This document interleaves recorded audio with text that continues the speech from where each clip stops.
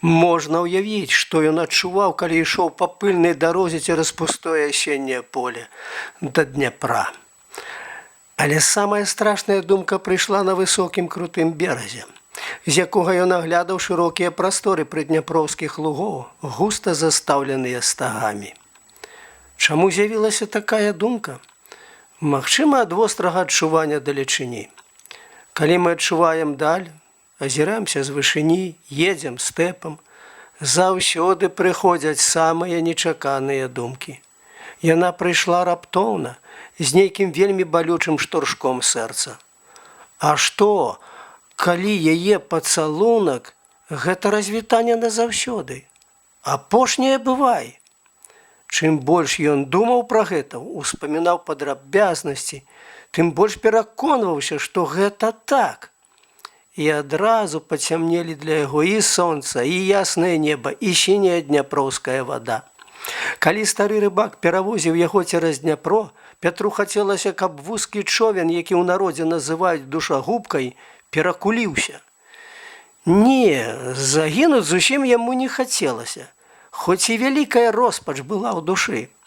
Хацелася, каб рыбаку здалося, што ён утапіўся, а ён у сапраўднасці, каб неяк непрыкметна выплыў. Гэта трэба было яму для таго, каб потым як-небудзь падглядзець у потайкі, як сустрэне вестку пра ягоную смерць Саша. Ці засталася ў яе сэрцы хоць кропля былога кахання? Калі не, тады справа іншая. Тады можна тапіцца і назаўсёды, бо жыццё яму здавалася немагчымым без яе кахання. Мабыць, у яго быў вельмі засмучаны выгляд, бо рыбак клапатліва спытаў: «Ты не хворы, хлопец?» Ён схамянуўся: «Не, я здалёк ішоў і стаміўся». І зноў так задумаўся, што калі пераехалі, то забыўся разлічыцца з рыбаком, хоць той у самым пачатку запрасіў за перавоз 2 рублі. Рыбак таксама змаўчаў, відаць, адчуўшы, што з хлопцам робіцца нешта нядобрае. Не распытваючы дарогі, Пятро рушыў па першай, што трапілася яму, і вяла ад Дняпра на ўсход, у глыб лесу. У адрозненне ад правага берага, высокага і бязлеснага, левабярэжа, ды і наогул увесь гэты куток у міжрэччы Дняпра і Сожа, край лясоў, балот і пяскоў. Глеба тут неўрадлівая, пустая, і калгасы слабыя з самага свайго заснавання. Раённыя кіраўнікі, калі размова ідзе пра гэтыя калгасы, махаюць рукамі. У міжрэччы? Што вы? Нічога там не зробіш. Пустэча.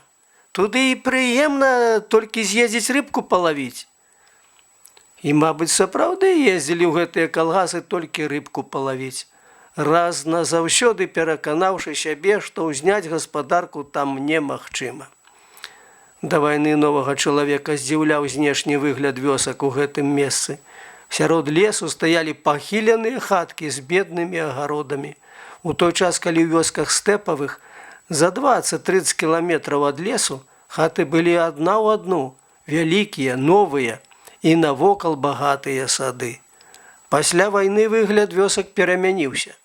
Гэта былі гады, калі ўсе будаваліся. І той, хто пагарэў, хто не меў дзе жыць, і той, у каго быў добры дах над галавой. Усіх ахапіла гарачка будаўніцтва, і кожны лез са скуры, каб зрабіць дах большы і лепшы. Натуральна, што тыя, у каго лес быў пад бокам, адбудаваліся хутчэй і лепш. Калі яшчэ ўлічыць, што на правабярэжжы зніклі сады, то выгляд вёсак у бедным міжрэччы цяпер стаў значна прыгажэйшы. Ды і не такі ўжо ён бедны гэты край. Недарма тут даволі густа сяліліся нашы продкі. Пясчаныя глебы, але затое колькі іншых выгод. Шырокія сенажаці, лясы, рэкі і азёры, старыкі, трава і дрэва, рыба і звер, усё ёсць. З даўняга часу вёскі тут славяцца рыбаловамі, паляўнічымі, цеслярамі, бондарамі, кашарамі і іншымі майстрамі. Цікавая яшчэ адна акалічнасць. У гэтым кутку міжрэчча некалькі вёсак маюць назву Рудня. Рудня Марымонава, Рудня Каменева.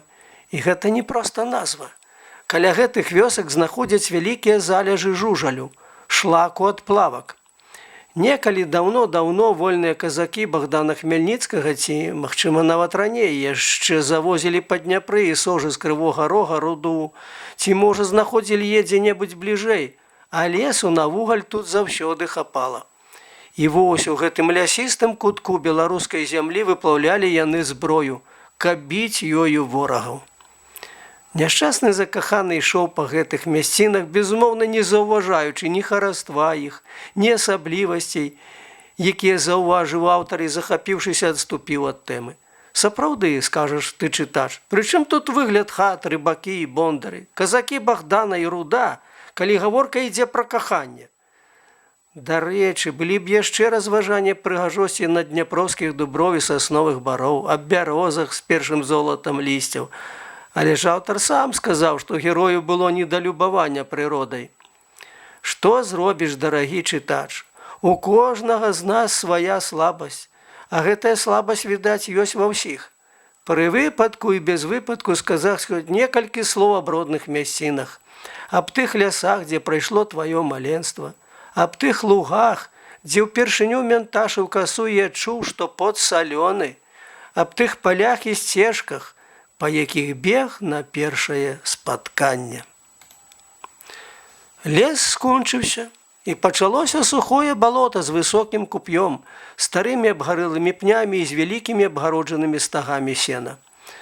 Дарога цераз балота была ледзь прыкметная, вузкая сцежка. Магчыма, што гэтая панурасць і бязлюддзе краявіду схамянулі хлопца і нібы апрытомілі. Куды ён ідзе? Куды выводзіць гэтая сцежка? Дзе ён будзе начаваць? У стозе, цвёрда вырашыў ён, усё яшчэ адчуваючы сябе ў ролі пакутніка. Сярод балота, з ваўкамі, чарцямі і лесунамі. На злосць табе, пагразіў ён Сашы. Але ўспамін аб ваўках прымусіў яго глянуць назад на сонца. Яно вісела нізка над лесам, чырвонае, зацягнутае смугой ці дымам, магчыма, недзе гарэлі лясы ці тарфянікі. А такая смуга і такая цішыня і безлюддзе выклікаюць трывогу, страх. Здаецца, што недзе здарылася ці можа здарыцца вялікае няшчасце. Адчуўшы гэтую трывогу, Пятро падумаў, што яму варта вярнуцца і пераначаваць дзе-небудзь у прыдняпроўскай вёсцы. Ён сеў на пень, змораны фізічна і душэўна. Бура, якая бушавала ў душы всю дарогу, пакрыху сціхала. Ён адчуў, што хоча есці і піць, асабліва піць, і ўспомніў пра яблыкі, якія паклала ў яго партфель Саша. Праўда, ён яшчэ хвілін колькі з глыбокім філасофскім роздумам вырашаў, можа ён есці гэтыя яблыкі ці не. Нарэшце вырашыў, што мае права з'есці. Хлопец адкрыў партфель, і кроў ударыла яму ў твар. Спачатку ён разгубіўся горш, чым пры ўсіх іншых абставінах дагэтуль. Потым абурыўся. Як? Яна адважылася пакласці яму грошы пасля таго, як бадай што выгнала. Што гэта, здзек, насмешка? Не трэба яму яе грошай. Ён злосна скамячыў пяцёркі і выкінуў іх пад куст. А сам, не дакрануўшыся да яблык, з ранейшай рашучасцю пайшоў далей па вузкай і няроўнай сцежцы.